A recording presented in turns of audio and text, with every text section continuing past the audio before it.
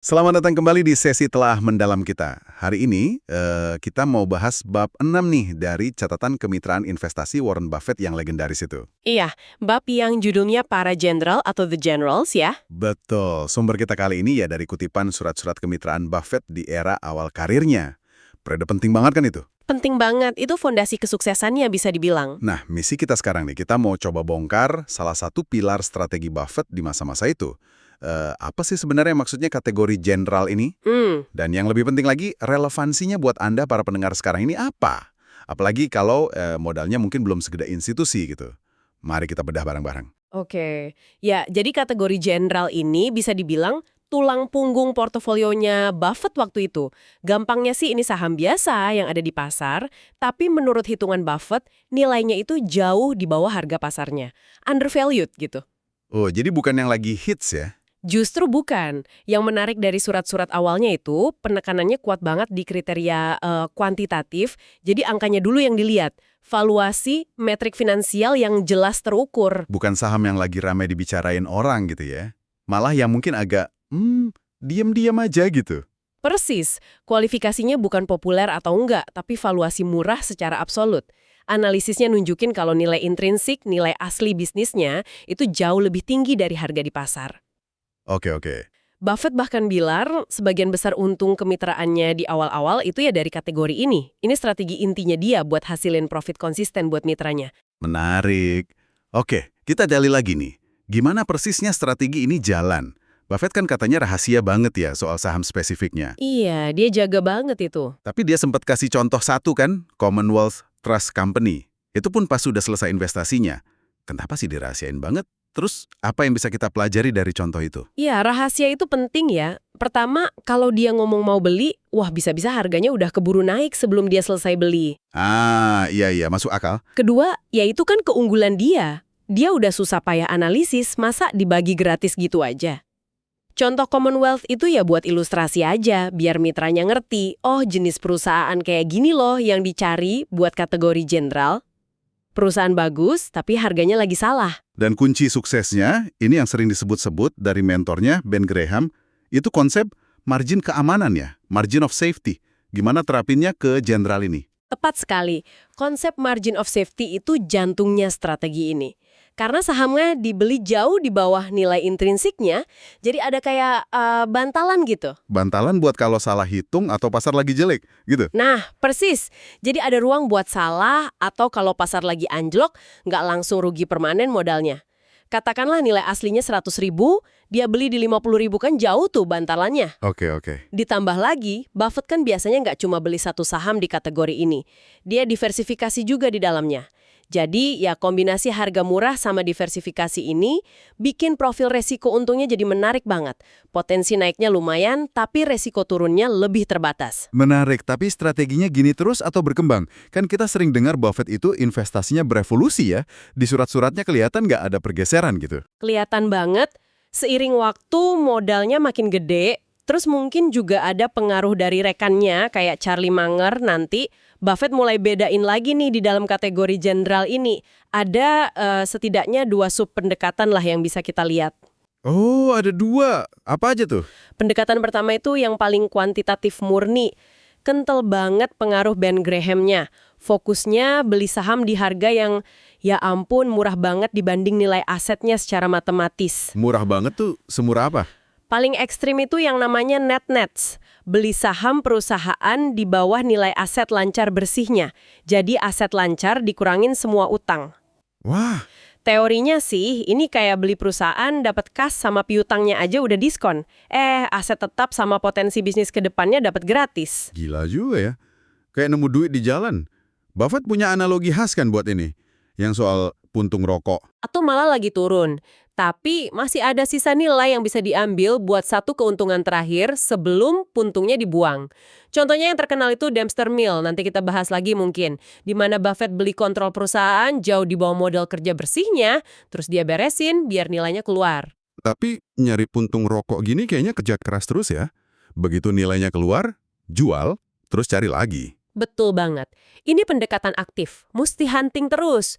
Begitu harga naik, deketin nilai intrinsiknya, atau asetnya udah cair, ya udah, investasinya selesai, cari lagi yang baru. Ada variasi lain nggak selain nyari sendiri? Ada, dia sebut menunggani jas atau cocktail riding. Jadi nggak perlu jadi aktivis kayak Buffett di Dempster, cukup investasi bareng aktivis lain yang kita percaya punya rencana bagus buat bongkar nilai di perusahaan itu. Ikut aja nebeng. Oh, numpang tenar gitu ya? Bisa dibilang gitu. Tapi ya milih jas siapa yang mau diikutin juga perlu analisis kan.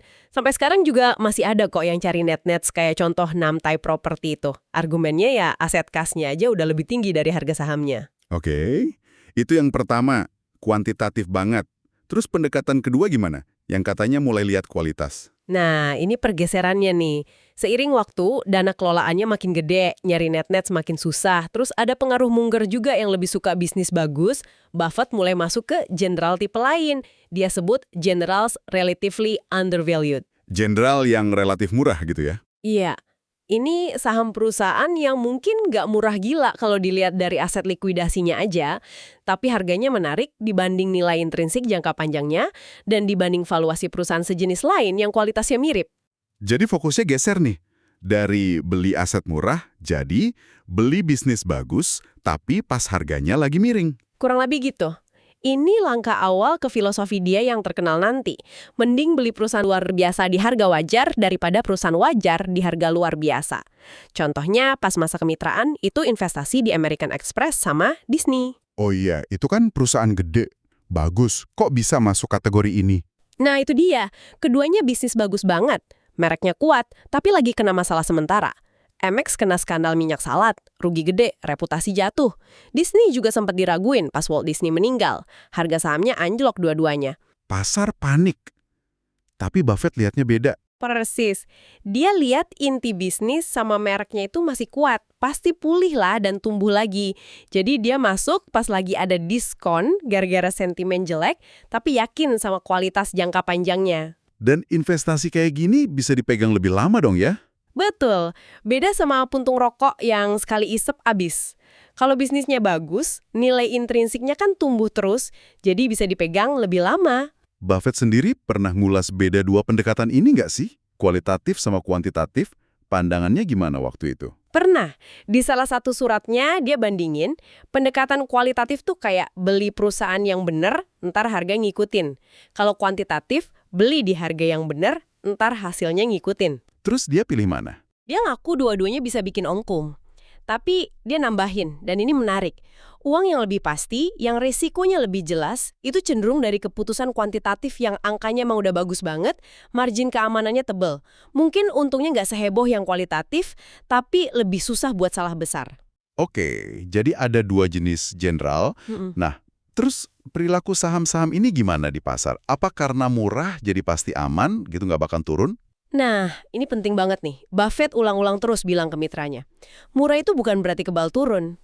Oh ya, Saham jenderal, apalagi yang dibeli murni karena angka doang, itu jangka pendeknya yang ngikutin pasar aja.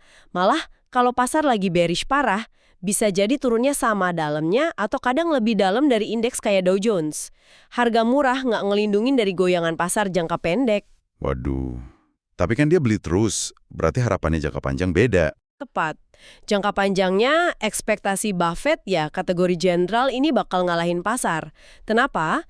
Ya karena ujung-ujungnya pasar bakal sadar nilai aslinya. Hasil terbaiknya malah sering datang pas pasar lagi bullish, lagi naik kenceng. Kok bisa gitu? Ya karena pas pasar naik, diskonnya tuh nutup paling cepat. Tapi ironisnya, pas pasar turun, mereka juga rentan karena mungkin nggak ada berita bagus jangka pendek.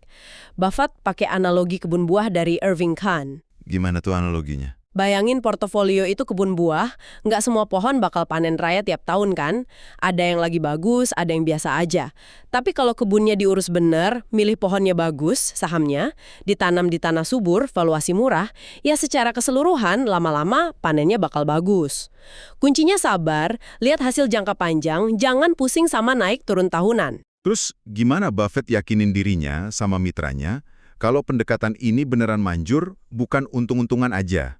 Argumen paling kuatnya mungkin di pidato dia yang terkenal banget itu, The Super Investors of Graham and Doxville.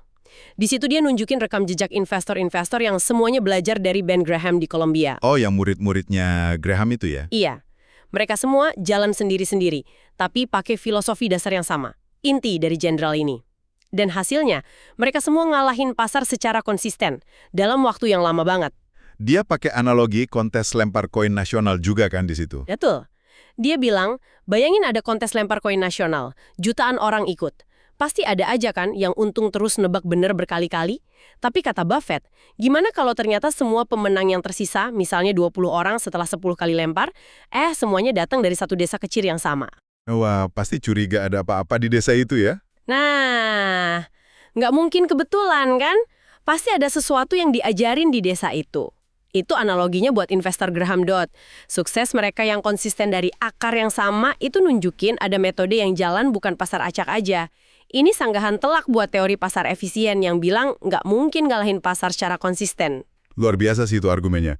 Jadi, setelah kita bongkar konsep jenderal ini, apa nih pelajaran utamanya buat Anda para pendengar yang mungkin mau coba terapin prinsip serupa sekarang? Intinya sih sebenarnya nggak lekang baktu ya, walau detailnya mungkin beda sekarang. Pertama, fokus ke apa yang Anda pahami. Investasi di bisnis yang Anda ngerti cara kerjanya, industrinya gimana. Jangan so tahu gitu ya. Betul. Kedua, nilai sendiri nilai intrinsiknya. Jangan kebawa omongan Mr. Market, itu istilah Buffett buat pasar yang suka emosional atau ikut-ikutan orang banyak. Ketiga, dan ini penting banget, beli cuma kalau ada diskon gede. Antara harga pasar sama nilai intrinsik versi Anda. Margin keamanan itu kuncinya. Nah, terus kan tadi ada dua pendekatan tuh. Yang super kuantitatif kayak Graham, sama yang lebih lihat kualitas kayak Munger, Buffett belakangan. Penting nggak buat kita milih salah satu? Mana yang lebih pas buat kita? Itu pertanyaan penting banget yang mesti dijawab jujur sama diri sendiri ya. Nggak ada jawaban bener salah buat semua orang, tergantung banget sama kepribadian Anda, lebih nyaman sama angka pasti atau analisis kualitatif. Waktu juga ngaruh ya? Banget. Nyari net-net itu butuh waktu banyak loh. Dan yang paling penting, lingkaran kompetensi Anda, circle of competence. Bidang apa, bisnis apa yang Anda beneran paham lebih dari rata-rata orang. Oh iya, ngerti batasan diri sama pentingnya ya? Sama pentingnya. Fokus di area di mana Anda punya keunggulan analisis. Mungkin bisa pakai semacam checklist sederhana gitu ya, dari cara pikir Buffett. Pas kita lihat potensi investasi, general. Saya coba rangkum nih dari obrolan kita. Boleh. Gimana tuh? Pertama, orientasi. Tanya dulu, gue ngerti nggak sih ini bisnis? Punya alat atau ilmunya nggak buat paham situasi ini? Masuk circle of competence nggak? Kalau nggak, yaudah lewat aja mungkin. Setuju, jangan maksa. Kedua, analisis. Kalau ngerti, baru dalemin. Gimana sih ekonomi bisnisnya, industrinya? Yang bikin duitnya ngalir apa? Risikonya apa aja? Sip. Ketiga, inversi. Ini penting nih, mikir kebalikannya. Gimana caranya analisis gue ini bisa salah total? Asumsi gue apa aja? Kalau asumsinya meleset gimana? Kalau salah ruginya bisa seberapa? Nah, bagus itu, mikirin skenario terburuknya. Keempat, valuasi. Kira-kira nilai intrinsik bisnis ini sekarang berapa? Terus nilai ini bakal naik, stabil, atau malah turun ke depannya? Oke. Kelima, perbandingan. Terakhir, bandingin. Diskon harga ke nilai intrinsik ini, udah ngitung risiko sama potensi untungnya, beneran menarik gak sih? Dibanding pilihan investasi lain yang ada buat gue, ini yang terbaik belum? Itu rangkuman yang bagus banget. Proses mikir kayak gitu sistematis, kritis, bandingin sama pilihan lain, itu intinya investasi disiplin ala Buffett. Jadi, ya kesimpulannya, strategi jenderal ala Buffett dulu, itu intinya beli bisnis yang kita paham, pas harganya lagi murah, gara-gara pasar lagi pesimis atau cuek aja. Bukan cara instan ya? Bukan. Butuh sabar, nunggu pasar sadar, analisis sendiri yang dalam, dan seringnya berani beda dari orang banyak. Dan semua balik lagi ke prinsip dasarnya Ben Graham. Pasar saham jangka pendek itu bisa kayak orang gila, emosional, tapi jangka panjang dia cenderung jadi mesin penimbang yang rasional, ngakuin nilai asli bisnis. Jadi fokus ke bisnisnya, bukan nebak harga naik turun besok ya? Betul, fokus ke analisis bisnis, bukan ramalan pasar. Oke, sebagai penutup nih, kita lempar satu pertanyaan buat Anda pikirin lebih lanjut ya. Warren Buffett sendiri, bahkan dari akhir 60-an loh, udah bilang kalau peluang tawaran kuantitatif murni kayak net-nets itu makin susah dicari.